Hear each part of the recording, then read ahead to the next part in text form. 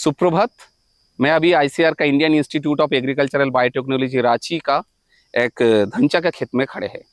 ये धनचा हम लोग ग्रीन मेन्यूर के हिसाब से ग्रो कर सकते हैं। ये लेगुमिनस क्रॉप है। इसका मतलब इसका जो प्लांट का जो जड़ है उसमें एक गुठली पाया जाता है जिसका अंदर राइजोबियम नाम का एक बैक्टीरिया रहता है। हम लोगों को सभी को पता है जो हमारा जो एयर है, जो हवा है, उसमें बहुत अमाउंट का नाइट्रोजन, वो नाइट्रोजन डायरेक्ट हम लोग मिट्टी में डाल नहीं सकते।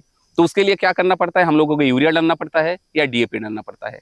तो यूरिया या डीएपी ये बनाने के लिए बहुत एनर्जी का जरूरत पड़ता है।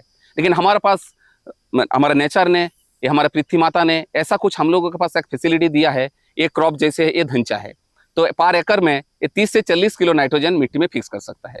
तो ये ग्रो करने के लिए बहुत ज़्यादा लंबा टाइम समय का भी जरूरत नहीं पड़ता है। ये सिर्फ 40 या 50 दिन में ये बन जाता है। नॉर्मली हम लोग राइस ग्रो करता है जुलाई का तरफ, ये हम लोग ग्रो कर सकते हैं अप्रैल या मई महीने की तरफ। और ये ग्रो करने के लिए हमको बहुत ज़्यादा खाद देने का जरूरत नहीं या बहुत सिंचाई का भी जरूरत नहीं है। हमारे रांची एरिया में हम लोग देखते हैं अप्रैल मई में थोड़ा 2-3 बारिश मिल जाता है। उसी बारिश में ये क्रॉप को बहुत अच्छे से हम लोग ग्रो कर सकते हैं, बाहर से कोई बहुत ज़्यादा पानी ना देके। 40-45 दिन जैसे ये ग्रो हो जाएगा, अभी आप लोग देख पा रहे हैं, तो ये जो बहुत ही सुंदर अभी ग्रोथ आया है, इसको सिर्फ हम काट के या मिक्स कर सॉइल का साथ मिक्स कर सकते हैं या इस फील्ड में अच्छा टाइप का कोई ट्रैक्टर हम चला देंगे तो जितना ये क्रॉप है ये सब मिट्टी में मिक्स हो जाएगा। तो इसमें क्या होगा, वो जितना नाइट्रोजन वो फर्टिलाइजर का तरफ से जो उन्होंने खुद यहाँ पर मिट्टी में ऐड किया है वो धीरे धीरे हमारा जमीन का उर्वरता को धीरे धीरे बढ़ाएगा।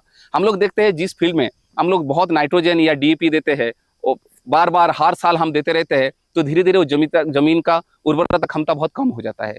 धीरे धीरे उसमें जमीन हम लोग जो फर्टिलाइजर जो डालते हैं यूरिया या डीएपी, बहुत ज़्यादा जब बारिश होता है वो बह के पानी में चला जाता है, वो पानी को भी खराब करता है, वो हमारा खेत को भी खराब कर रहा है। तो इस टाइप का जो हमारा धनचा टाइप का क्रॉप है इसको हमको बहुत प्रमोट करना है।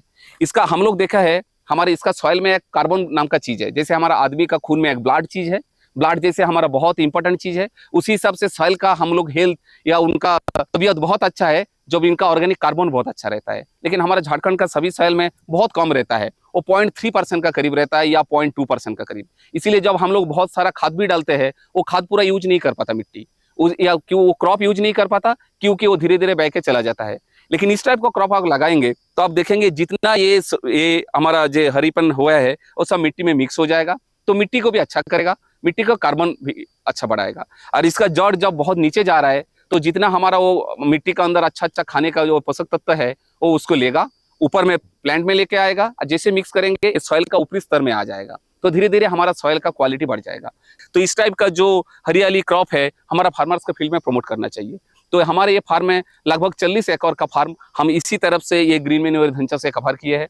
तो गवर्नमेंट का अभी जो फर्टिलाइजेशन एक प्रोग्राम चल रहा है जिसमें बहुत हम कोई केमिकल फर्टिलाइजर ना यूज करे, उसी का तरफ हम लोग 3600 किलो का करीब हम लोग ये धनचा का सीड भी हम लोग लेके आए। और करीब डिफरेंट हमारा जो यहाँ पर जिला है, जैसे ईस्ट सिंहभूम है, रांची है, लोहारदगा है, वेस्ट सिंहभूम है, वहाँ पर चासी भाई को भी हम लोग ये सब बांटे हैं। और धीरे धीरे हम देखे हैं लगभग 360 एकड़ का करीब फार्मर्स फील्ड में या चासी भाई का खेतों में भी हम लोग ये आजकल फार्मर्स को ग्रोथ करने के लिए कन्विंस किए हैं। फार्मर्स भी ये लगाने के बाद अभी बहुत हैप्पी दिख रहा है। तो हमारा जो मानना है इस टाइप का क्रॉप अगर फार्मर्स फील्ड में आप ग्रो करेंगे तो 20 से 25% उनका जो खाद देना पड़ता है बाहर से यूरिया या डीएपी और नाइट्रोजन के लिए, वो धीरे धीरे उनका कम पड़ जाएगा। जैसे फर्टिलाइजर उनका कम देंगे तो सॉइल धीरे धीरे उनका अच्छा होगा, उनका प्रोडक्शन भी मिट्टी का अच्छा बढ़ जाएगा। तो इसका बाद जब हम धान लगाएंगे तो धान का पैदावार भी बहुत ज़्यादा बढ़ेगा और उनका खर्च जैसे ही कम हो जाएगा और धान का ईल्ड जैसे ही बढ़ जाएगा तो उसको इनकम भी बढ़ेगा। तो इस हिसाब से हम मिट्टी को भी स्वस्थ रख सकते हैं, हमारा पर्यावरण की भी स्वस्थ रखते हैं और हमारा जो फार्मर्स का इनकम है उसको भी हम बढ़ा सकते हैं।